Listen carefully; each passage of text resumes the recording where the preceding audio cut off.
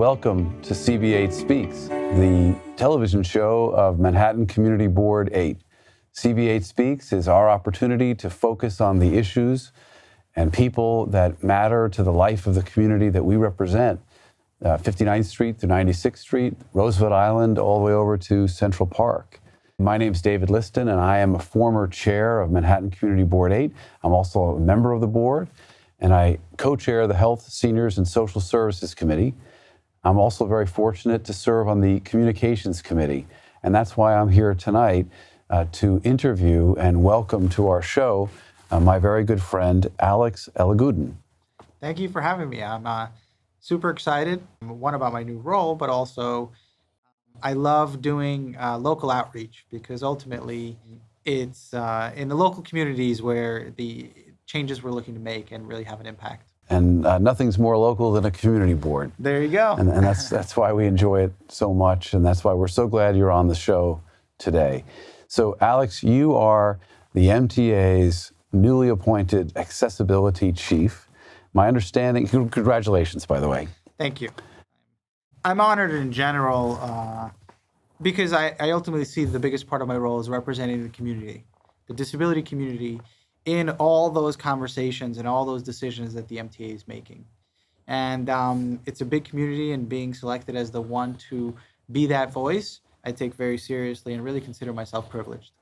And congratulations to the MTA for having the good sense to create this position. I think you're the first one in this position, am I right? I am the first one. Okay. And President Byford, who started earlier this year, he takes accessibility very seriously. And he understood that in order to really bring change, there needed to be someone who thinks about accessibility all the time. Mm-hmm. I think there are certain divisions and units within New York City Transit that care about accessibility and want to make it better, but they have many other jobs, operations, running of the system generally. To have someone dedicated full-time, focused on accessibility is a huge change for the MTA, and it's something that I believe is very needed, and I'm excited to serve in that role. What exactly is your title? And while you're at it, why don't you tell us a little bit more about the duties that you have? Absolutely. My title on paper is actually Senior Advisor for System-wide Accessibility in the Office of the President, which is very important because it also means that I report directly to the President of MTA New York City Transit. And that really allows me to be able to work across many different divisions. If I was placed in any single unit, I might have a more difficult time reaching out to another unit that works on operations. But being in the Office of the President, I'm able to have wide reach across different topics.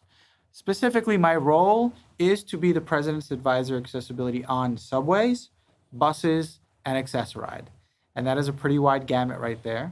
But it's what I am mandated with trying to help with. What sort of staffing support do you have? What sort of resources are available to you? Right now, I'm an army of one. Okay. But obviously, the MTA and the President understand that I'm going to need help. As you understand, the buses and subways alone are huge, and paratransit Access-a-Ride is its own beast in its own right. They're just very big operations. So we're working internally to figure out what kind of staff I would have. And I think it will be the first creation of not just my position, but of creation of an accessibility unit inside the MTA New York City Transit. So it's a pretty big deal. It's a huge step forward. Wow. And I'm excited to lead those efforts. I think that is exciting, and I suppose challenging, because you aren't just taking over a job, you are actually helping to create and shape a job and a unit. And I guess that's exciting, but I'm sure it's challenging. It's absolutely challenging. And to me, my first month has been all about learning, but also about restructuring a little bit. Instead of having a lot of units doing a little bit of accessibility, I'm trying to create groups and working groups that are focused on accessibility across an array of issues. So, even if you look at something like subways, there's, 5 to 10 different divisions that have different roles, whether it's, the operations, the track planning, schedule planning, the maintenance inside stations. So I'm trying to bring all those people into one conversation on accessibility on a regular basis. Because often to make one single change about accessibility, it takes all those different divisions and units to work together. So across New York City Transit, I'm trying to unify work streams, create unified accessibility projects where all those different stakeholders are working on similar directional goals. Yeah, I've had the privilege of being your friend for a long time. I've had the pleasure of seeing the great things you've been doing with regard to accessibility in so many ways, in so many contexts in this city. And that's why I skipped an important question, because our viewers may not be as familiar as I am with your experience, your background, what you've done before you took on this position. Can you tell us a little bit about your work experience, your life experience, and how that has contributed or will contribute to the work that you're doing? In my life, I've had quite the journey. About 15 years ago, I was in a car accident and I became a quadriplegic. At that time, I was studying to be an engineer at Carnegie Mellon. And I made a personal decision that I probably had to go in a different route. Engineering and quadriplegia at the time, to me, seemed like very far apart in terms of what was really feasible in the world. Looking back at it, I think that with the way technology has evolved, I probably could have still achieved that goal. But I took a different path. I did go to law school and ended up becoming an attorney. And for some time, I did work as an attorney. But I always had a passion for giving back to the community. And I saw that I had certain resources and support from my family and friends that many others didn't have. And I really believe that the reason I was able to be somewhat successful and become an attorney and live on my own and achieve a certain level of independence was because of the support that I had. Working as an attorney, when I saw people struggling, I wanted to help. And the biggest way that I thought we could help at the time was by creating an organization that really strives to be that second family, that second level of support for individuals, and to allow them to have some cushion in terms of support to deal with their disability, but then also have what they need, the resources they need to get back to living life. Whether that has to do with having proper mobility, having the support to go back to school, and things like that. And ultimately, we created, with my co-founder, Yannick Benjamin, this organization, Wheeling Forward. And at first, it was a passion project of ours because we felt very strongly about helping folks. Ultimately, it's grown into a pretty large organization that has several health and wellness centers, that provides an array of different supportive programs, and honestly operates in its own right as an organization does to support the disability community. The way that I think I take that into my current role is I feel like it's helped me get the pulse of the disability community. I know hundreds of people with disabilities, aside from being one myself. I've seen their struggles over many years and the challenges that they face in terms of living a life that, is up to par with the quality of life that other New Yorkers live. And I think the sensitivity, the relatability that I've gained from that experience helps me be qualified for my current position in terms of understanding what does a New Yorker with a disability really go through on a daily basis. And I'll say one more thing about my experience that I think sometimes falls by the wayside. But for several years, I worked at the New York City Taxi and Limousine Commission, which was very recently, as the accessibility manager. And I worked on helping the New York City taxi fleet become more accessible. And I think we made some pretty large strides there. But I think my experience with Wheeling Forward, my experience as a person with a disability, combined with my government experience with the Taxi Limousine Commission, helped shape why ultimately I believe I was probably selected for this position, because I have a certain combination of working in the government, understanding the public sector, combined with a nonprofit background and helping people in that way, and also being a person with a disability myself. And all that kind of, I'd like to believe, has formed the picture, the whole picture of why I am qualified to serve in this role, and why ultimately I really hope to use all that experience to move accessibility forward for MTA and New York City Transit. How would you rate New York City's transit system in terms of accessibility, and how do we compare to other large cities in the United States and around the world? That is a very good question. I think the MTA the New York City transit system can be better. Look, I've been a user myself since I was young, but as a person with disability, I've been a user for about 15 years. And I have had some difficult experiences, to be fully honest. I think those experiences frame my passion for wanting to help the MTA do a better job. And, I've taken Accessoride, and I always share this story. When I was still a student at Brooklyn College, after I got hurt, when I was studying, I missed the final due to an Accessoride trip that took you on what they would call a tour of the boroughs. And that really helped frame some of my passion to figure out how to be independent, I need better transit in order to be successful. I mean, if you're going to the movies or out to dinner, sure, saying I'm 5 minutes late is okay. But if you have a job Right. or you have school, you can't say that. You can't be late. You can't be late 10 or 15% of the time. Right. Or 5% of the time. Right. So I think we've got to do a better job in terms of the reliability of certain existing accessibility infrastructure that we have, and also create more accessibility. There are certain places in our transit system that do have large gaps in terms of the accessibility that's offered. Now, the second part of your question was, how do we measure up to the rest of the world, or at least to the rest of the United States? I think on a large scale, just full scale basis, we measure up okay. And what does that mean? That means New York City is one of the largest transportation systems in the world. And from an elevator or escalator perspective, in terms of our ADA stations, numerically, we probably have one of the largest volumes of elevators in the world. Okay. But when you look at it from a percentage standpoint, the story is not so good.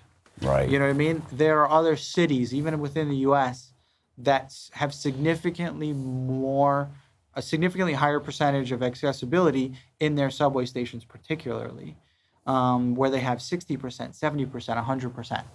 It is well documented that in New York, the number is closer to in the 20 percentiles, which means that 3/4 of our subway system is still difficult for people with disabilities to navigate. And we have to really put forth the effort to change that. Well, when you look at it from a full volume number perspective, we have over 100 stations accessible, over 115. Okay. That is a very large number when you look at as compared to the rest of the world, and the rest of the U.S. But when you put that in comparison to their over 400 stations, it doesn't seem as significant. So we've got a lot of work ahead of us on that front. But I also would be remiss not to mention that 100% of our buses are accessible. Mm-hmm. So we've made tremendous strides on the bus front to giving people a really good option. We continue to work on making our bus service more accessible, and that has more to do with the training of our operators and sensitivity training across the agency in general. But our buses are accessible, and I think the disability community fought for that for a while, and they got there. And I think they're going to have a similar campaign and hold us accountable for doing the same thing with the subways. What role can technology play in making our system more accessible? I think technology can play a huge role. Maybe not necessarily in the installation of elevators in subway stations. I mean, elevators are just massive infrastructure challenges that require engineering more so than technology. But I think technology can play a huge role in how we navigate our transit system. I think wayfinding is a very big challenge for our transit system, especially if you're in a subway station without a disability. It can be challenging for the average New Yorker, or certainly a tourist, to figure their way around the subway station. If you have a disability, whether it's visually impaired, hearing impaired, mobility impaired, or of a cognitive nature, that challenge is that much more daunting. So we really need to try to use technology, and we have every intention to do so, to help guide people through the subway stations. How do you find out where the nearest accessible elevator is? What is the most friendly, accessible path for somebody who's hearing impaired? Or how do we create audible announcements for those who have visual disabilities? And also on the paratransit side, on the Accessoride side, technology has helped us already, as we've recently been piloting an e-hail program where taxis are helping with some of the load for users with disabilities. And I really believe that e-hail is possible due to technology. Mm-hmm. The technology of being able to have an app in your hand that calls you a taxi, just like it does revolutionize some of the taxi industry for New Yorkers without disabilities, it has helped in a similar way for New Yorkers with disabilities to be able to have that function. And we obviously have a lot of work on that front, on helping to make sure that taxis can serve more New Yorkers with disabilities through paratransit. We have some challenges coming up in that sense. But I think technology is huge in terms of how we use it to support the infrastructure of the transit system. But beyond you, how do you get other people involved, people with disabilities? How do you get them involved in the conversation so that they can contribute their experiences, their ideas, and be a part of the solutions? Right. In terms of my mandate at the MTA to help move things forward, I think we have a category of things that the president has told me we should be able to achieve in the short term, and we consider those quick wins. And then there are other things that will take somewhat longer. Engaging the community is probably at the top of the list of things that we can fix this year. Good. And what does that mean? That means inviting persons with disabilities, whether they're advocates or just consumers, customers of the transit system, to talk to us, to have meetings where they can share their experiences, and for us to catalog all that feedback and put it forth in a meaningful way where those transit employees who are working in those areas know that this is what we have to fix, to create unified projects that are working towards those solutions. Because I think it is true, people with disabilities have been left out of the conversation for too long, and also left at the curb, meaning they haven't had access to the actual system. And we have to work on both of those. There have been, historically, many things that have happened in our transit system, programmatically and otherwise, where it was a surprise to the disability community, meaning that things weren't previewed for them, or they weren't asked about it in advance of, which actually makes very little sense. Right. I mean, you have to talk to the actual end user, the person with a disability, about what you're doing. It's got to be a decision for that community, by that community. And that is ultimately what I am working to achieve by the end of this year. And I believe that people will see tangible change, more ways to talk to the MTA, not only at MTA headquarters, but also in the communities where people with disabilities live. What is a typical day in the life of Alex Elegudin in his position? There is no typical day other than one that has long hours. Okay. I think my first few months will hopefully not be typical of the rest of my time in this position. I mean, I've really tried to get out of the gates, going full steam ahead. Right. Creating a lot of accountability, creating structures that can move things forward, and also trying to learn everything very quickly, because unless I have a full understanding of the whole operation, I probably can't make any changes to a single piece of that operation. Right. So my day is lots of meetings, internal and external, between 9 and 5. And then when things calm down, I actually get to sit at my computer, read some of the memos, answer some of the emails, return some of the calls that happen during the day. Hopefully, within a few months, I can do all that within a normal 8-hour workday. But for now, time doesn't allow. My sense is that it's a very intense position that you have and that it requires a lot of you. But it also seems like you're enjoying it. That's the sense I have. Oh, absolutely. Yeah. I enjoy learning about the challenges. I enjoy putting structures together that will fix them, even if some of them will take a while. I enjoy hearing from my fellow disabled peers about what they expect from myself and from the MTA. I feel really empowered within the agency. There has been really very few and almost no experiences where somebody I've encountered is counter to or opposed to accessibility. They're all looking for feedback from myself to how can we do this? What's the right way to do it? And I think that's what has made my experience thus far positive, that there is a certain reception to, hey, yes, tell us how we can be better at accessibility. We want to do it. We just need more feedback and we need a little bit more guidance. And obviously, I may hit some roadblocks in the future because there are a lot of things outside the agency that control what we can do, and things like funding and political will and different challenges. But I feel like as an agency, we're up to the challenge.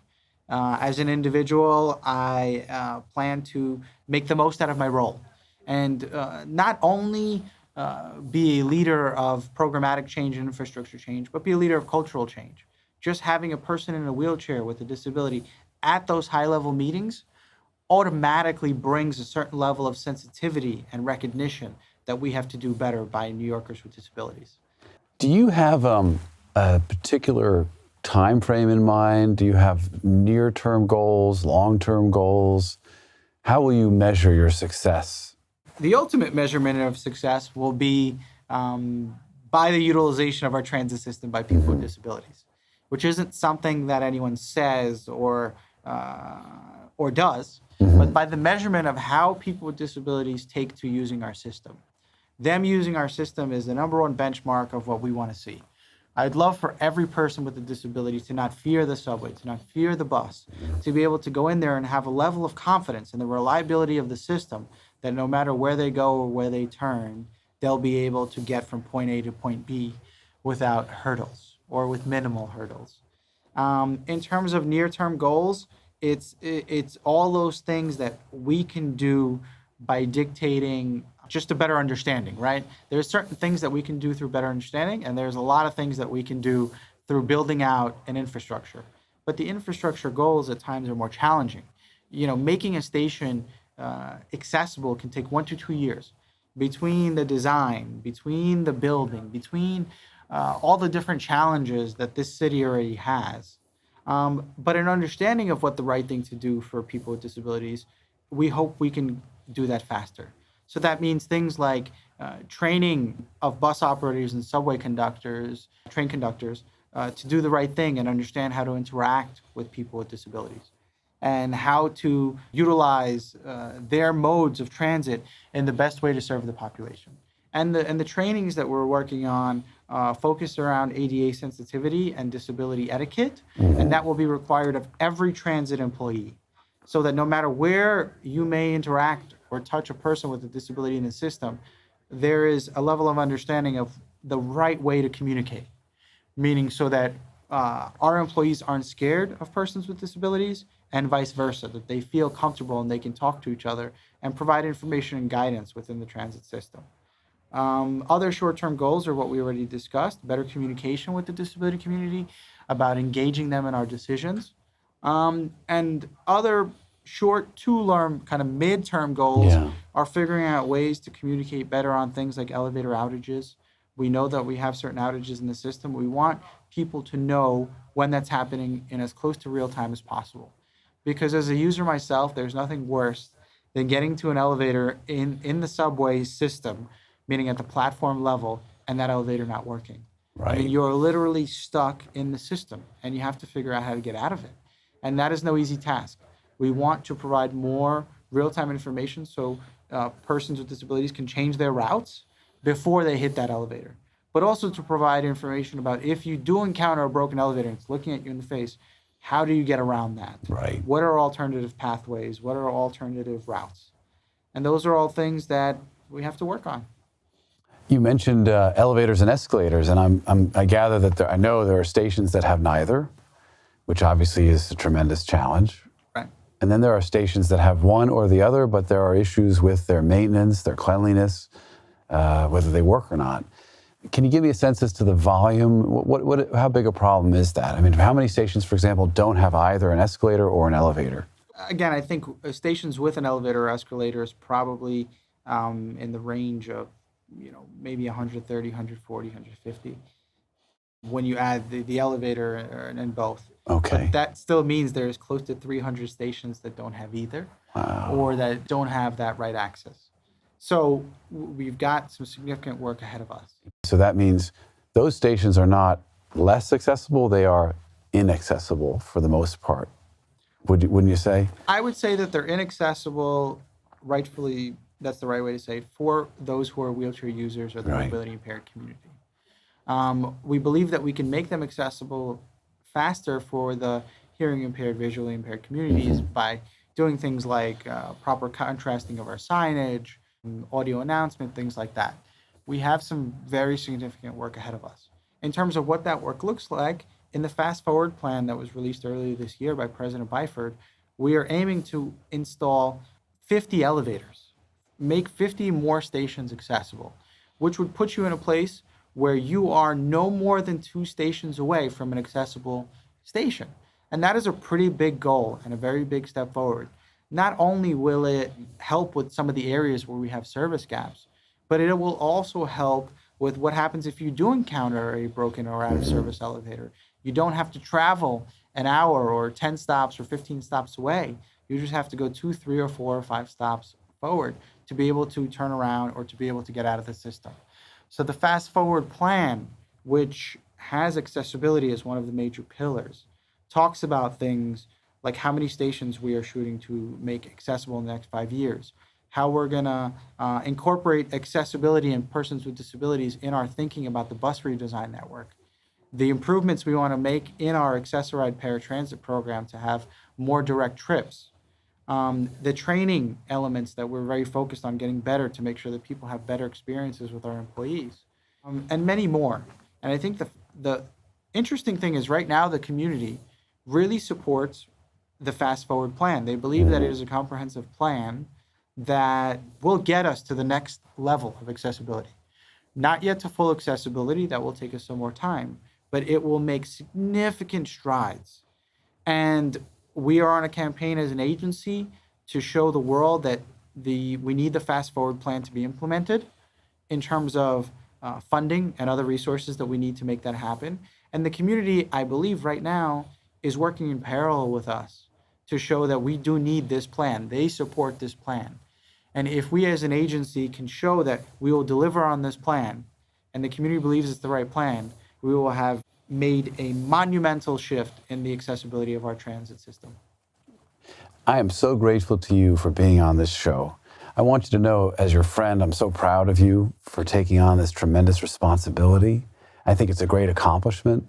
I also think as a New Yorker, I'm proud of our city. I'm proud of the MTA for recognizing how important accessibility is.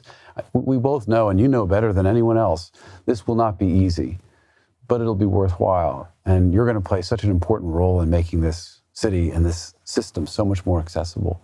And I hope you know how much we all support you in this, and we want to help in any way we can, and we want to get you back on the show as often as possible to hear more about the progress that you make as you move ahead in your position. So thank you for taking on the responsibility, and thanks for being on the show. Absolutely. It's been fun being here with you and talking about this, and I definitely hope to share progress updates because right now, everybody's excited about my new role. In 6 months to a year, people will expect real change and accountability. Right. And I want to deliver on that. I know you will. Well, ladies and gentlemen, thanks for tuning in to CB8 Speaks. We hope you've enjoyed this show. I know I've enjoyed hosting it. We look forward to seeing you again in the future. Thanks again.